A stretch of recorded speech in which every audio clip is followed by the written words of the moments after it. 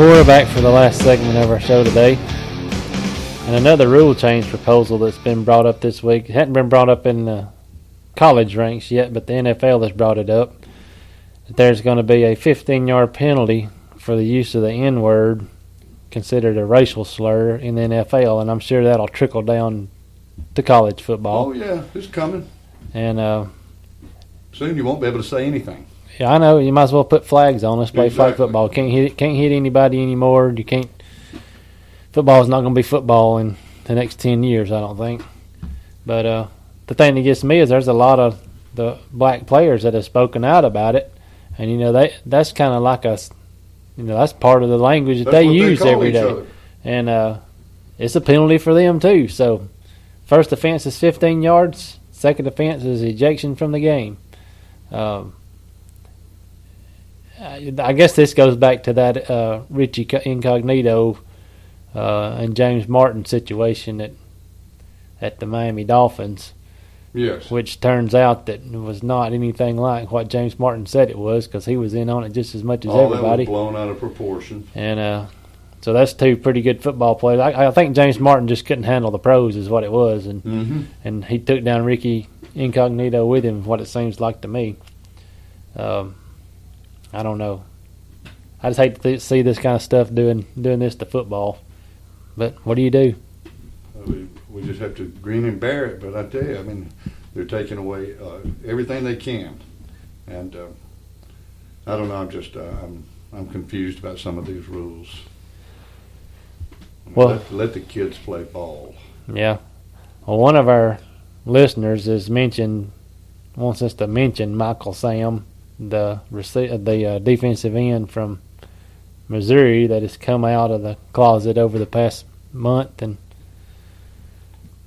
I have a lot of friends that are gay, but I think he just did this for the attention.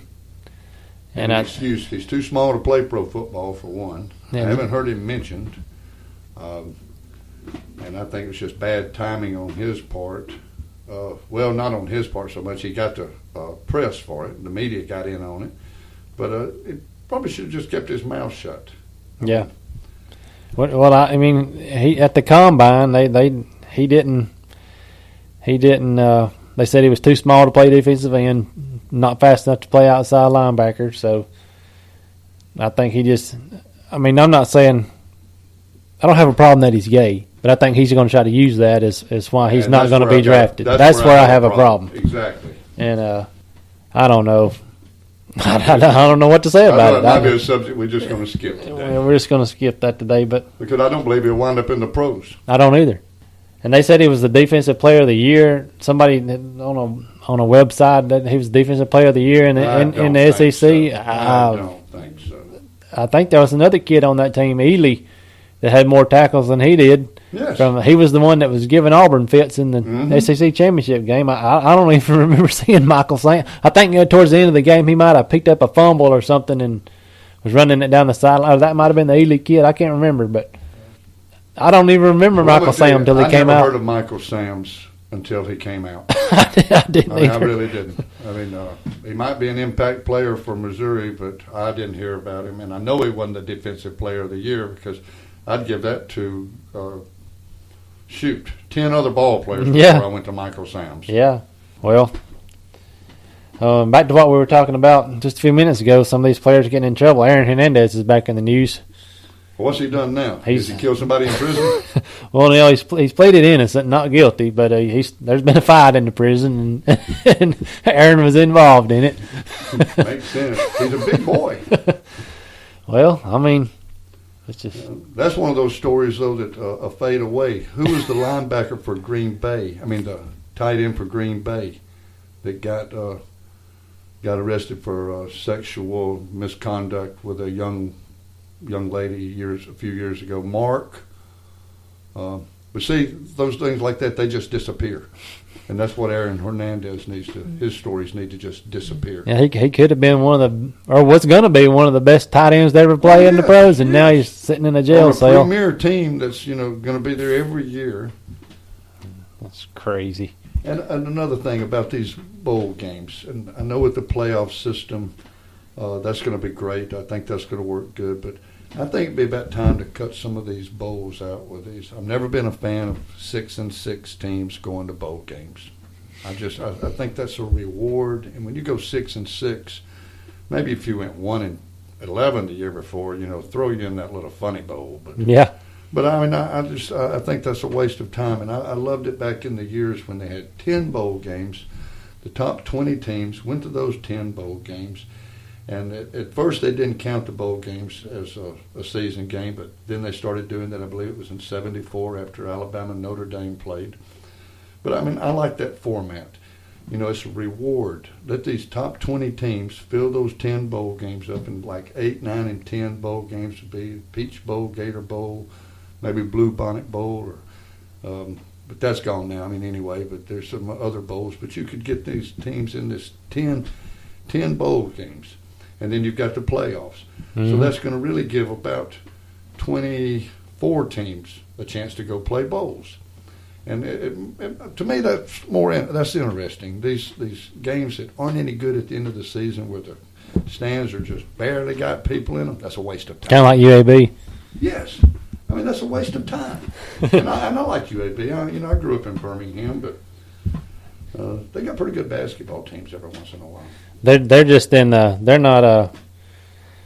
not shooting for national championships. They're just shooting for bowl to get to 6-6 and get to a bowl game at UAB. But and when that's what your season is, to win 6 games, and that's what you strive for.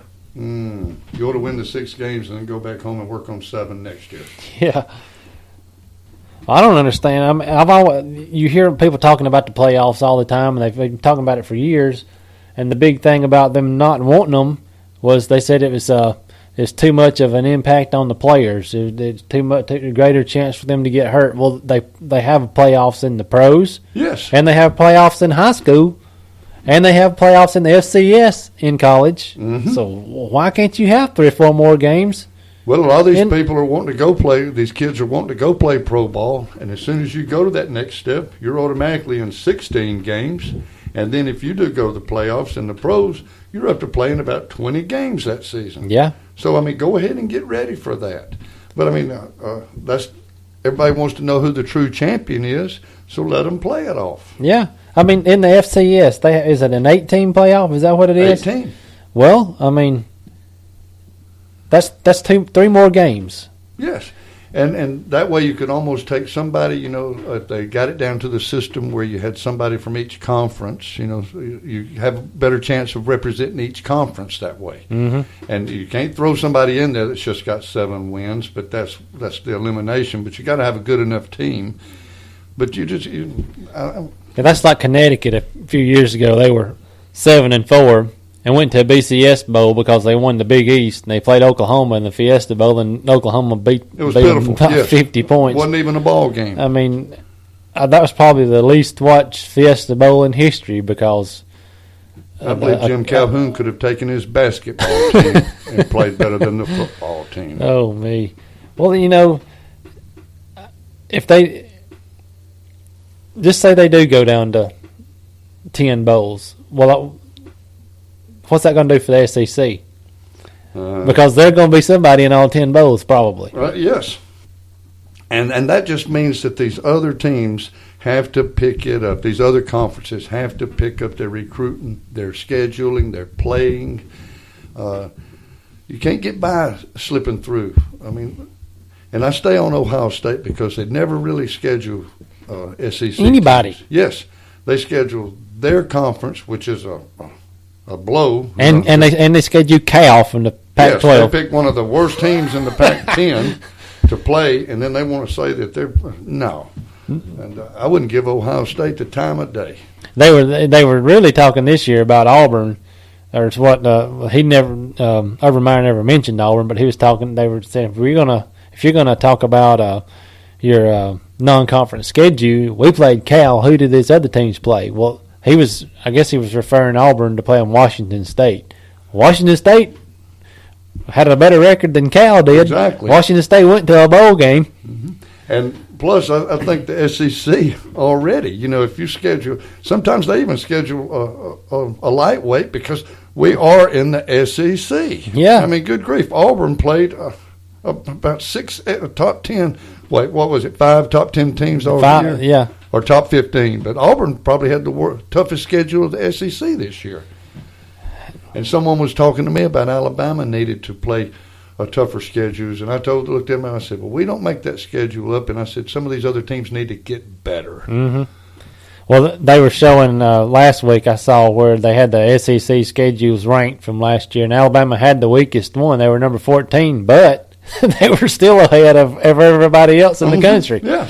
So, and I was talking to a fan on the internet, and he told me, he said, well, y'all need to schedule Missouri, Georgia, Florida. And I said, well, they did play Missouri last year. We do play those teams. I said, but the SEC's got 14 teams in it. You're not going to get to play every one of them, and it's a rotating thing with the East and the West. Mm-hmm. I mean, like we play Tennessee just about every year. Auburn plays Florida just about every year. And Georgia. And then that's just the way it works. And they said we needed to play South Carolina. Well, if you remember, we did play South Carolina in 2010. They wore us out. Mm-hmm. I mean, that quarterback, what was his name? Steve Garcia? Yeah, Garcia. I mean, they had his best game of his career, then the next week he gets in trouble again. Yeah. But, I mean, I mean, I get tired of that. I mean, Auburn plays, they play Georgia every year. They play South Carolina this year. And they got Florida. And got Florida and Tennessee. They got 4 games against teams from the East. Yeah. That's going to be 4 pretty good teams from the East. Exactly. And that's the way the rotation works. I mean, some years we got it, some years Auburn's got it. And LSU doesn't play a lot of East teams until that rotation comes around, and then they swap it around. Well, let's let you mentioned Ohio State. Let them go play some teams from the East. Yes. And see how they do. Mm-hmm. They don't want to come to the West and play. No. I don't think. I don't think they'd have much better luck in the East either. Well, you were mentioning earlier about the 10, used to be 10 bowl games. Well, we used to play until just a couple of years ago. We just played 10 games. Yeah, exactly. Uh-huh. And then now you have the conference championship game, but you play 12 regular season games. And then the you go to your conference championship. And then if you go to the bowl games, then you got a 14-game season. That's right. So why can't you go back to 10 games and have the and have playoffs? Mm-hmm. I mean, what's the difference? I think it'd make it more interesting because, I mean, what time of year do you like basketball best? March. Madness, exactly. And have that in football, good grief, would that not generate some news? I mean, would that just not be the talk of the country? To have a 16-team seed playing the 1 seed? Yeah. Shoot, yeah, let's see an upset, yes. But you got these teams, these top 16 teams in the nation playing against each other. And on any given day, anybody can get beat. Well, another reason they said they were against having a playoff was just like this year. If we'd had the playoff, Alabama and Auburn would have wound up playing in the Rose Bowl. Yes. In the playoff system. Well, they did that because they were against having home games, for like just say Auburn was higher ranked, so they played a number 8. I can't remember who was number 8. Was it Clemson or somebody? Yes. Just say they had to play Clemson at home because they were the higher ranked team. If we were at an 8-team playoff, well, that's a disadvantage to Clemson. No, it's not. Auburn's the higher. Yes. Played better this year. It's the same what way. What Clemson needs to do is say thank you for letting us play in this. Yeah, it's like you go play anywhere you got to go. You got to go. Yeah, well, it's like the FCS playoffs. The highest ranked team plays at home. Yes. And it brings in money for your school, I'm sure. But that maybe like we've talked about all along, it's going to strive for make these other schools strive to get better players. And a good team expects to win on the road and at home. Yes, like Nick Saban said, if you win your games, you don't have to worry about any of this mess. Well, I tell you, this like it would have been this year. If Alabama Auburn had squared off with each other, they would have started making a new rule, and they would have changed it again a couple of years so that no SEC team can play each other in the championship game. Mm-hmm. That's what they're trying to eliminate. I mean, when Alabama and LSU played, and they said, well, Alabama had no business going. Well, the second and the third teams in the nation got beat. Yeah. And I said, it's the same way Auburn got to slip in there this year. Be ready when you get the opportunity. But I said, don't blame the SEC because Alabama and LSU or Alabama and Auburn would have been playing in the championship game. It's not our fault. Well, there's the problem already with the playoff systems, like I just mentioned, with Alabama and Auburn. If they'd had to play in it this year and they wound up playing each other in the Rose Bowl, then everybody from Alabama and Auburn's got to go to Pasadena to watch that game, and then the winning team the next week's got to turn around and go somewhere else.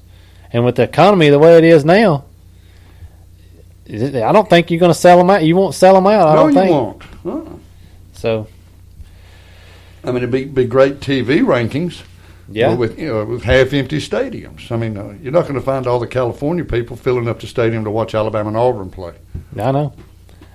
Is the championship game next year? Isn't it at Jerry's house? Isn't it in Dallas? Is it in Yes, Dallas or is it in a?